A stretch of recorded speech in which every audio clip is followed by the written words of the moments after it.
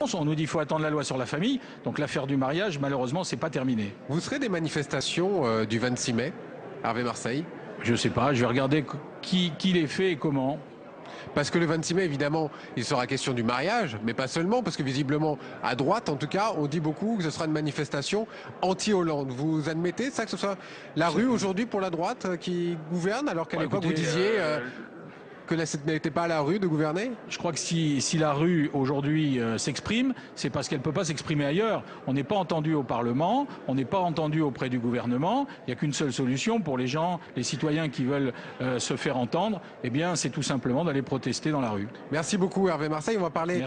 David Assouline vient nous rejoindre. Avec David Assouline, on a évidemment beaucoup de thèmes. Porte-parole du Parti Socialiste, merci de nous avoir rejoints. Dans un instant, Gérard Longuet va nous rejoindre aussi. Il y a une question qui a fait débat depuis un ou deux jours, c'est cette question de l'amnistie sociale. David Assouline et Najat Vallaud-Belkacem, la porte-parole du gouvernement, a répondu tout à l'heure dans l'hémicycle. Écoutez. Le gouvernement n'a jamais été favorable à la proposition de loi que vous évoquez portant sur l'amnistie sociale. Le gouvernement n'y a jamais été favorable pour une raison précise que je vais rappeler à nouveau. Par construction, nous estimons que l'amnistie remet en cause les décisions de justice. Et donc, nous ne sommes pas favorables à une telle remise en cause. Nous considérons au contraire, et vous feriez bien d'en prendre un peu de graines aussi, que seul le respect de la loi, le respect de la décision démocratiquement adoptée doit s'imposer quel que soit le sujet évoqué, et que ce respect de la loi républicaine est sans doute la meilleure façon de sortir notre pays de l'ornière dans laquelle vous l'avez mis à bien des égards. Voilà pour cette réponse de Najat Vallaud-Belkacem. Je vous le disais, maintenant place à notre débat. David Assouline, porte-parole du Parti Socialiste, et Monsieur Gérard Longuet, également avec nos côtés, sénateur UMP de la Meuse. Sur cette amnistie sociale, David Assouline, c'était en février, ici, dans l'hémicycle. Christiane Taubira disait « c'est une mesure de justice ». Pourquoi ce revirement aujourd'hui ? Écoutez, le gouvernement avait de la même façon dit sagesse. Et donc, il n'y a pas eu de position du gouvernement pour cette loi. Il y a eu un débat tout à fait intéressant au Sénat. Ce n'est pas la proposition de loi communiste sur l'amnistie qui comprenait tout un tas d'amnisties pas amnistiables à notre sens, qui a été adoptée. Le groupe socialiste a refondu cette proposition pour que d'ailleurs tout ce qui est atteinte physique aux personnes ne soit pas compris, que ça ne soit pas pour les peines de moins de 10 ans, mais que ce soit ramené à 5 ans. Et donc il y a eu quelque chose, un travail qui a mis en dehors des possibilités d'amnistie tout ce qui était lié aux faucheurs, etc. Et moi personnellement, je vous le dis, après ce débat et ce travail, j'ai considéré que ce n'était pas une loi qui pouvait envoyer le signe d'une autorisation à enfreindre la loi, parce qu'il faut absolument que ce ne soit pas ça. Est-ce que vous aviez voté à l'époque ce texte ou pas? Mais oui, mais comme le groupe socialiste l'a voté. Et donc, je peux que vous dire et vous expliquer pourquoi je suis en train de le faire. Bien sûr. Maintenant, je comprends complètement que dans le climat actuel et avec la mauvaise foi de la droite, qui essaye Gérard Longuet va vous répondre peut-être. Mais qui essaye de confondre ce qui est autorisation à enfreindre la loi et une amnistie qui ne remet pas en cause la chose jugée, l'amnistie. Le jugement et la sanction est là.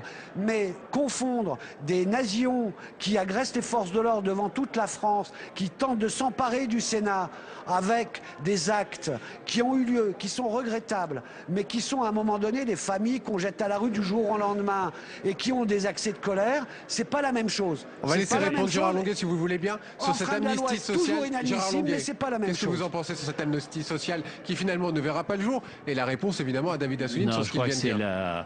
Il y a un malaise très clair à gauche.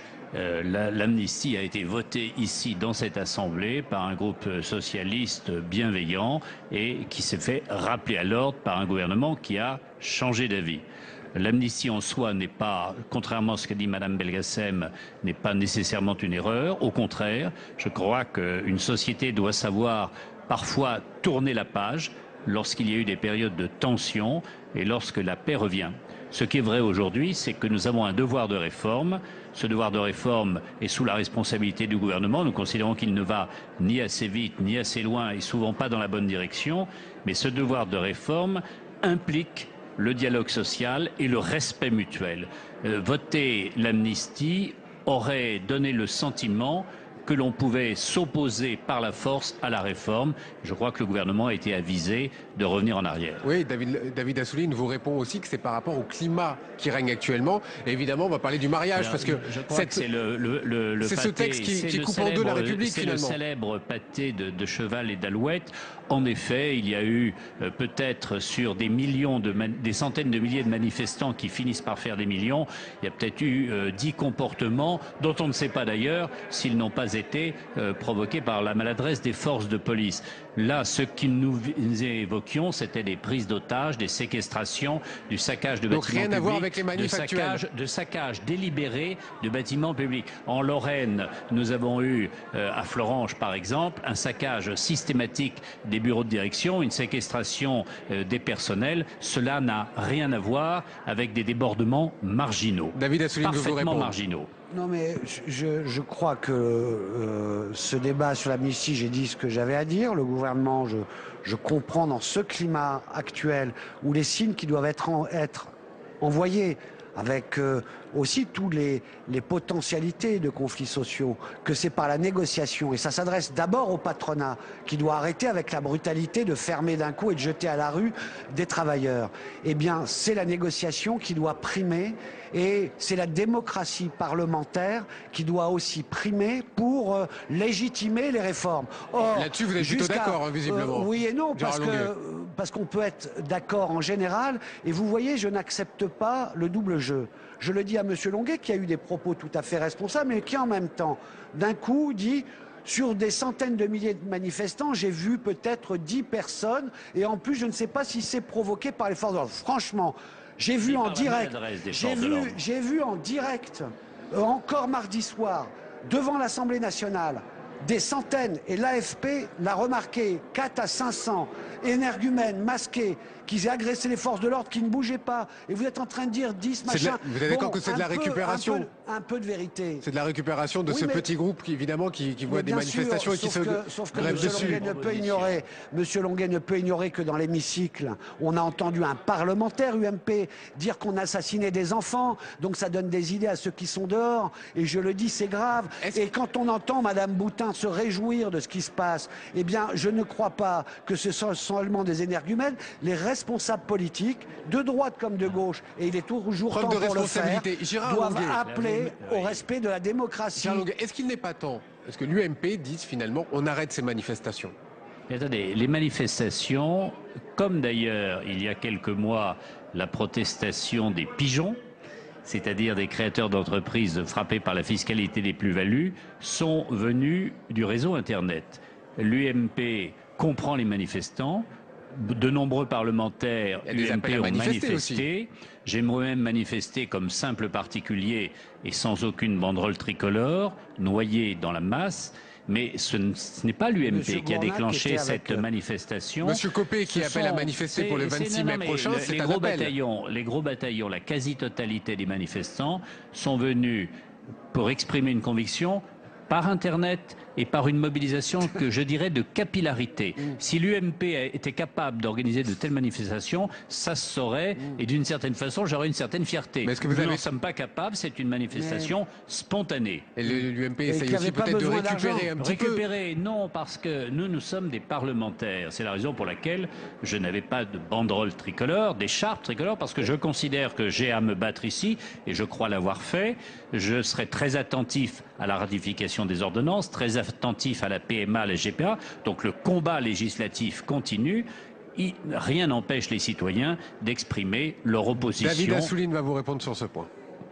Non, je crois que là, maintenant, on va dire que c'est derrière nous. La République a eu le dernier mot mardi. Et donc j'espère que... Et encore le 26 mai, vous répond Gérard Longuet. Hein. Non, mais le dossier n'est pas bouclé, vous le savez bien, Pierre Assouline. D'abord, je ne m'appelle pas Pierre. Ah, c'est Pierre, c'est l'auteur, pardonnez-moi, que j'aime bien.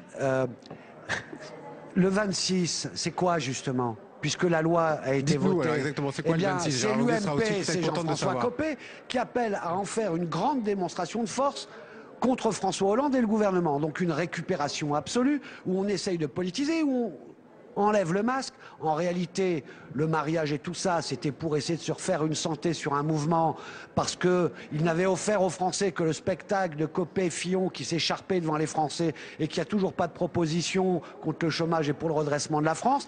Après, alors maintenant, ils essayent de faire que le 26, ils puissent récupérer ça en mouvement. Mais moi, je leur dis, il n'y a pas d'avenir à essayer de se faire imprimer sa ligne politique par une radicalité conservatrice et réactionnaire. Ça me fait penser à ce qui s'est passé aux États-Unis avec les Tea Party et le Parti républicain. Ça ne fait pas gagner. D'autant plus bavard qu'il n'a rien à dire. Et ça crée un climat délétère dans le pays. Moi, ce que je sais, c'est que M. Gournac, par exemple, qui n'arrêtait pas de vociférer tout à l'heure dans l'hémicycle quand la gauche parlait, eh bien, était bras dessus, bras dessous, il y a les photos sont là, avec M. Collard, et que l'UMP n'a plus de problème à manifester avec le Front National. Ah, là, on est sur un autre débat, David Assouline. Mais c'est celui-là qui est intéressant parce que sur le plan économique et social, quand ils voudront faire des propositions dans l'hémicycle, eh bien, on pourra avoir un débat d'opposition à majorité.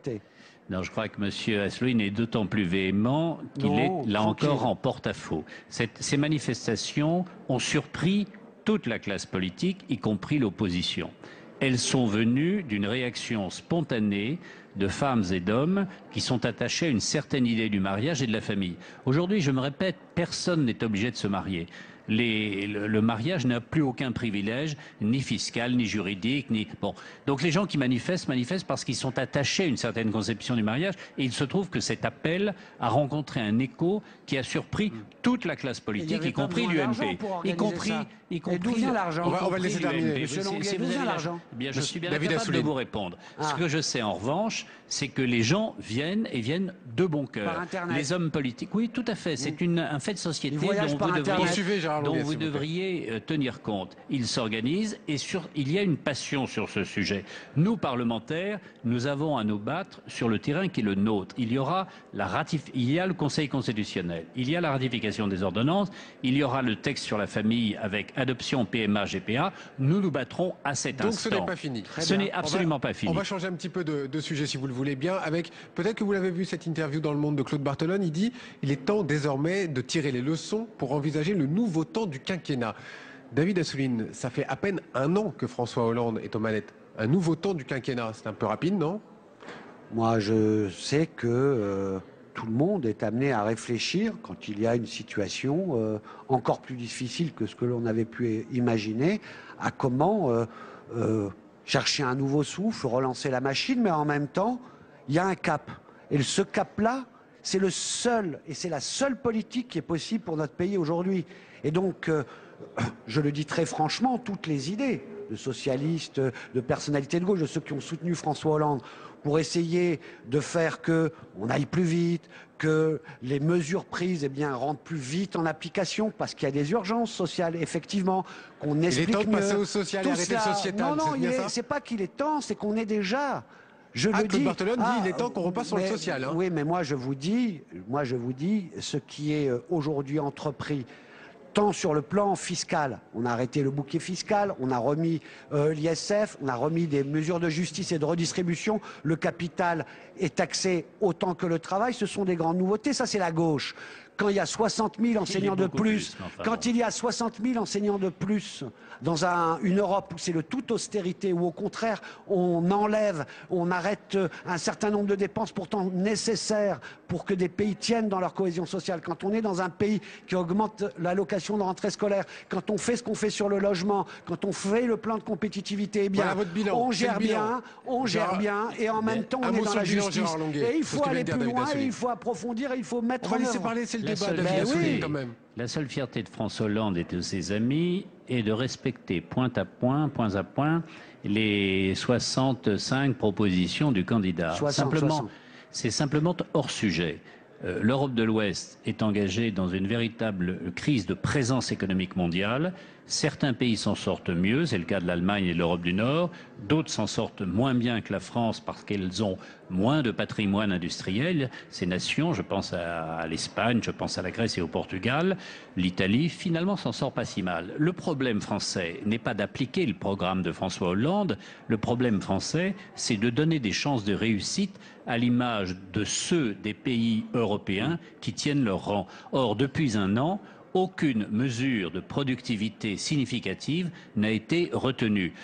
Toutes les mesures sont des mesures de dépenses publiques et de freins. Eh bien, c'est très simple. C'est une proposition à la France. Eh bien, travailler plus et dépenser moins. C'est aussi simple que ça. Moi, je 35. Par exemple, et vous allez mobiliser le pays aujourd'hui là-dessus. Oui, donc plus de chômage et moins de pouvoir d'achat. Je pense profondément. Donc la droite a tout compris. Je pense profondément que ce qu'un social-démocrate comme Gerhard Schröder a fait, ce qu'une démocrate chrétienne comme Madame Merkel a fait, nous pouvons le faire. C'est-à-dire retrouver le chemin de la compétitivité qui seul permet d'avoir des parts de marché, qui seul nous permet d'avoir des parts... Attendez, pardonnez-moi, je termine juste. Non, très simplement, la compétitivité française nous donne l'espérance. Oui, alors la qualité des produits, parlons-en, mais je termine par le coût. Si vous avez des coûts qui ne sont pas compétitifs, vous perdez des parts de marché. Et c'est ce qui se passe en France, permettez-moi de le dire, depuis 10 ans. Je ne dis pas que c'est M. Hollande, ça a été commencé avant. Mais faute de l'avoir fait, nous avons essoufflé notre compétitivité et faute de le faire aujourd'hui courageusement, François Hollande se prive d'une espérance. Maintenant, sur la qualité des produits, je voudrais simplement un mot. Pour avoir des produits de qualité, il faut investir. Pour investir, il faut des capitalistes. Et quand vous frappez les capitalistes, vous ne pouvez pas investir. Et il n'y a plus de capitalistes dans ce pays qui veulent investir en France, y compris les capitalistes français. Parce que quand vous leur prenez quasiment 100% de leurs revenus, ils n'ont aucune raison d'investir en France. Et la tragédie française, c'est que nous avons de belles grandes entreprises, celles du CAC 40 par exemple, où investissent-elles? Elles investissent à l'extérieur de notre pays. Et quant aux PME, elles ont des 10 points de marge en moins que la moyenne européenne. Elles investissent absolument pas en France. Elles ne le peuvent pas. Entre celles qui choisissent l'étranger et celles qui ne peuvent pas investir, vous n'avez aucune chance de réussir en économie. Voilà, ça c'est pour le bilan. C'est une leçon d'économie qui a... Oui, absolument. Mais avec des données fausses. Vous referez le bilan juste après, on va vous entendre sur un terme. Pour que les États-Unis investissent en France. Et c'est en Europe un des pays... Ils achètent pas cher des entreprises à la vente. C'est un des pays où ils investissent le plus. Arrêtez de dénigrer la France. Vous lui avez mis 600 milliards de déficit supplémentaire et un déficit de la balance commerciale. Nous n'avons pas tout réussi. Mais non, c'est pas réussi. Vous avez plombé la France. Et maintenant, vous venez donner des leçons d'économie. Nous, on va essayer de faire bien. On sera jugé dans 4 ans maintenant. Vous êtes porte-parole du Parti Socialiste. Je voudrais quand même vous entendre tous les deux sur ce qu'on entend depuis quelques jours, depuis 2 jours sur ce qu'on appelle le mur des cons. Le mur des cons, c'est un panneau d'affichage du syndicat de la magistrature avec des photos de personnalités politiques avec des mots vraiment pas très doux. Écoutez la réponse de Christiane Taubira et un mot chacun après. Monsieur le sénateur Lefebvre, vous devriez me citer complètement parce que vous savez que j'ai dit à votre collègue de l'opposition à l'Assemblée nationale que je trouve cet acte inadmissible. Je peux ajouter qu'il est insupportable, je peux même ajouter qu'il est stupide et malsain. Et il est temps que le syndicat de la magistrature se rende compte que la période stupide et malsaine est passée et qu'ils n'ont pas besoin effectivement de prendre des risques sur l'image de neutralité de la magistrature. J'ai, comme vous, sans doute, le souci de distinguer le corps de la magistrature, ces magistrats qui exercent leur mission de juger, noble mission au quotidien, avec dignité, de ceux qui se sont livrés à cet acte, qui se sont abaissés à se livrer à cet acte. Ceci étant dit, vous savez bien qu'en qualité de garde des Sceaux, moi-même, je ne peux pas méconnaître la loi et qu'on ne peut considérer comme une faute disciplinaire un acte commis dans un local syndical et révélé par des images volées. J'ai saisi le Conseil supérieur de la magistrature pour lui demander s'il peut apprécier s'il y a manquement à la déontologie. Ce syndicat a pris des risques sur l'ensemble du corps de la magistrature et notamment sur ses propres membres, à en juger par les menaces de récusation sur les procédures en cours. C'est dommageable à l'ensemble du corps. J'espère que nous en sortirons parce que ce qui est important, c'est qu'effectivement notre magistrature retrouve sa noblesse, que nous puissions la débarrasser du soupçon qui pèse sur son impartialité et que les relations soient éclaircies entre le corps de la magistrature et l'exécutif. Merci. j'aimerais quand même entendre le porte-parole du Parti socialiste sur cette affaire des murs d'écho et ce que vient de dire Christiane Taubira qui saisit le CSM. Moi, je souscris à 100% aux propos de Madame Taubira. Elle a dit les choses, c'est stupide. Je ne pense pas qu'il y avait des volontés de faire très mal, mais en même temps, c'est fini. Le mal est fait. Mais c'est fini, cette ambiance, effectivement, qui était l'apanage sous le précédent régime, je dirais. Est-ce qu'il y avait des gens de gauche sur ce tableau ou pas? Comment? Est-ce qu'il y avait des gens de gauche sur ce tableau? Il paraît qu'il y avait Manuel Valls, donc il y avait une éminente personnalité de gauche, oui, qui était dessus. Mais c'est pas ça le sujet. Qui est dessus? C'est qu'aujourd'hui. C'est un sujet très politique, quand même. Oui, mais justement, le problème, c'est on peut aussi en faire des tartines, parce que le vrai problème, c'est quand il y a une décision de justice avec un juge, Monsieur Gentil, qui n'est pas au syndicat de la magistrature, comme vous le savez, et que un ancien conseiller du président s'attaque personnellement à lui. D'accord, ça c'est aujourd'hui. Parlons simplement de ce mur. Ce que je veux vous dire, c'est qu'on s'attaque aux juges là ouvertement sur des décisions de justice, et que ça c'est un scandale, et que dans le passé, le pouvoir exécutif s'ingérait dans les affaires de la justice, comme vous le savez, et c'était de notoriété publique. Donc aujourd'hui, ce climat doit cesser. L'indépendance de la justice, c'est aussi des devoirs pour les juges, et bien de savoir que ce n'est pas seulement un local syndical comme les autres, mais il s'agit de juges, et donc faire attention. Parce que la justice doit être respectée dans notre pays. Le syndicat de la magistrature a gravement déconsidéré l'ensemble du corps. C'est consternant. Madame Taubira, pour l'essentiel, a bien répondu avec une réserve. Il n'y a jamais eu de temps pour les magistrats, en tous les cas depuis la Troisième République, pour accepter de se comporter en potache attardé. L'idée que nous avons des magistrats ne permet pas de penser que lorsqu'ils se retrouvent, ils n'ont de cesse de s'organiser en potache attardé. Merci beaucoup, messieurs, d'être venus débattre sur ce plateau. Tout à l'heure, nous avons reçu Alain Vidaliste, le ministre en charge des relations avec le Parlement. Il a voulu clarifier un point très important sur la future loi de transparence. Je vous propose de l'écouter. Elle arrivera à l'Assemblée nationale dans la semaine du 17 juin et probablement la première semaine de juillet ou mi-juillet au Sénat. Alors on évoque depuis quelques jours, je ne sais pas pourquoi, cette idée de 49.3. Est-ce que c'est ce qu'on appelle un peu le vote bloqué? C'est-à-dire que vous passeriez en force? Écoutez, je profite de cette émission pour démentir ce que j'ai lu ce matin dans un quotidien national. Je n'ai jamais... C'est un bruit qui court, hein. Je n'ai jamais évoqué cette question de l'utilisation du 49.3 qui n'est aujourd'hui et n'a jamais été évoquée ni à l'Élysée ni à Matignon pour que les choses soient claires. Voilà pour la clarification du ministre en charge des relations avec le Parlement. Nous allons parler d'un tout autre sujet avec le sénateur Robert Del Picchia. Bonjour monsieur le sénateur UMP des Français établis hors de France. Vous avez posé une question très claire. Est-ce que l'attentat qui a eu lieu en Libye, à Tripoli très exactement, et qui a touché l'ambassade de France, est en lien ou pas avec l'action qui est menée par les forces françaises au Mali, selon vous? Ben écoutez, oui et non, parce qu'on n'a pas de réponse à cette question, on n'a pas encore, on pourra l'avoir. Pour l'instant, l'attentat n'est pas revendiqué. Alors ça peut tout être cet attentat. Effectivement, il y a eu une menace d'Al-Qaïda vendredi dernier, et on peut penser que c'est la mise à exécution de cette menace. Et là, il y avait une relation avec le Mali.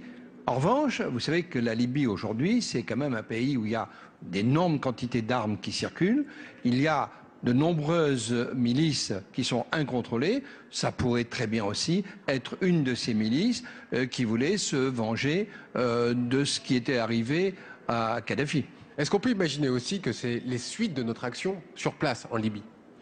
Écoutez, ça peut être le cas. C'est ce que je vais dire, que ça peut être une milice qui agit de cette façon-là. Oui, ce n'est pas à exclure. Pour l'instant, on n'en sait rien. Nos troupes qui sont toujours sur place au Mali, on a prévu évidemment de les rapatrier rapidement. Il restera à peu près 1 millier de soldats sur place, quoi qu'il arrive, parce qu'il faudra former aussi les futurs militaires sur place. Est-ce que, selon vous, le gouvernement en fait assez pour les faire revenir?